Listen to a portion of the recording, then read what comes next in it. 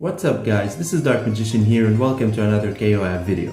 So guys, as you can see, we have received Shen Wu lately, which is the first API 15 of this month, because honestly my expectations is that we're gonna receive another API 15, especially that we didn't receive even a bandit, and because as you can see he arrived in the carnival. So as you can see, we can receive his fragments, let's say, by completing different tasks as usual in a typical carnival, and eventually we only need 70 frags in order to compile a 3-star version for him, so he's pretty much free for everyone. Now I want to mention also that this video is going to be super short because sadly we don't have information about his gates and his gate partners, because he came, that he is an API 15 in the Taiwan version, okay? And we don't really have a wiki or something related to the Taiwan version. We usually get the information from the Chinese server. So that was actually like a special move that they did here by bringing him as an API 15 and not API 14. But so far we're gonna try to cover the info that we have about him right now, okay? So without further ado, today's character introduction will be for Shen Wu. Okay, that's right.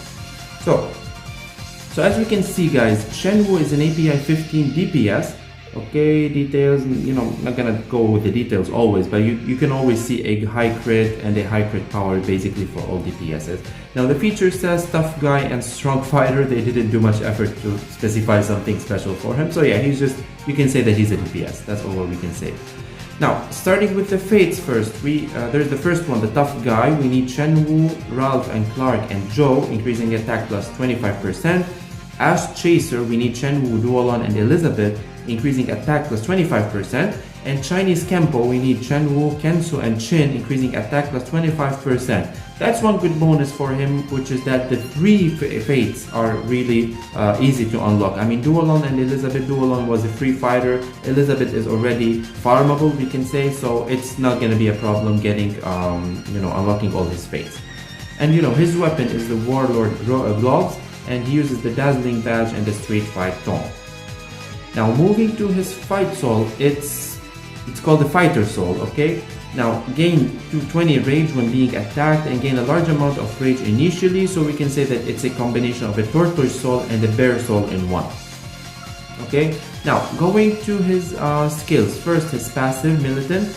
Gain resistance rate when deployed, and other allies will gain half of the effect. Actually, I like this passive because it does boost the allies in a way. Now, as we're gonna see later on, it starts with a specific value, and as you level it up, it can go higher.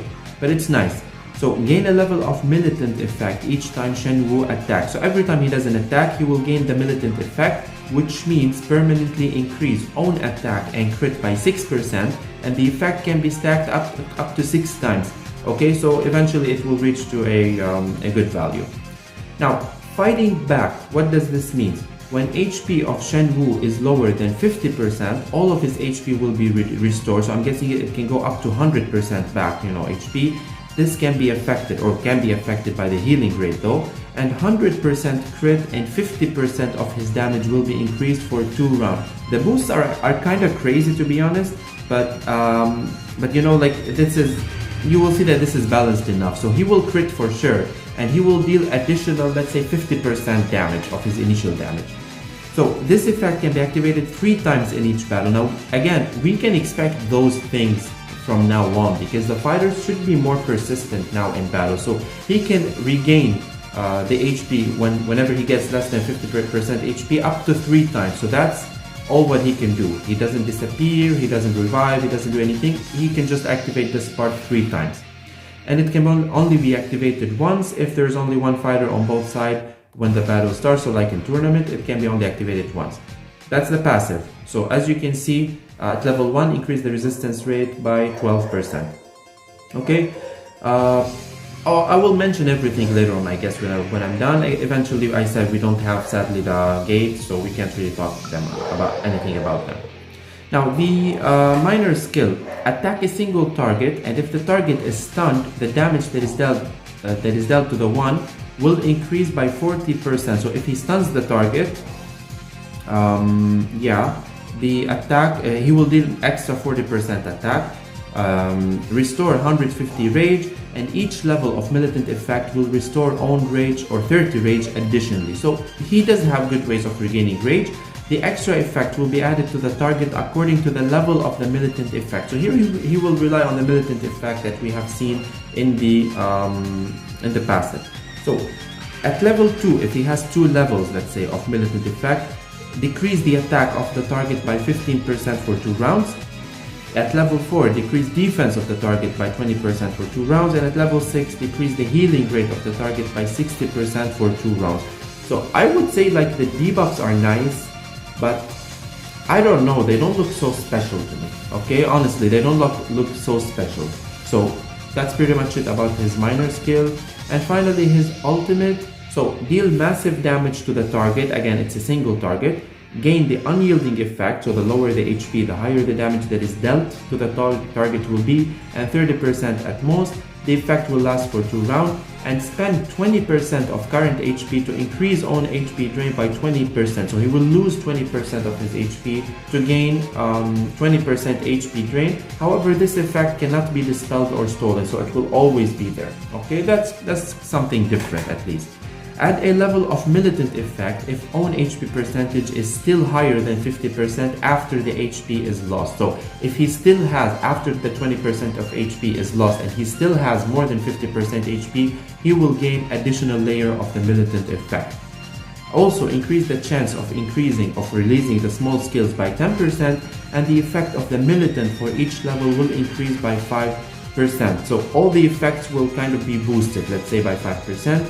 Increase the chance to stun the target by 20% for every 25% of the target's remaining HP. So put it this way, if the target has 100% HP, the chance to stun him will be multiplied by 4, so it will be 80% chance to stun. It depends on the target's HP pretty much.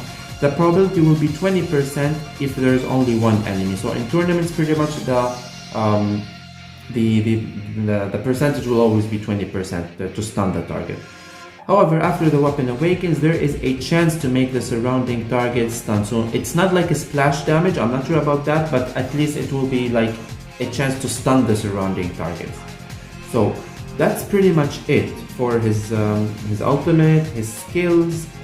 Yeah, as I've mentioned, it's gonna be a short video, so it's because we don't really have the information, and as you know, one of the Discord guys say, it's because he's not so special, so nobody was willing to do the translation.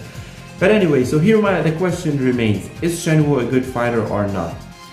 Honestly speaking, at this stage of the game, I don't think he's a must-have. Like, especially for the people who have been, let's say, running good teams already.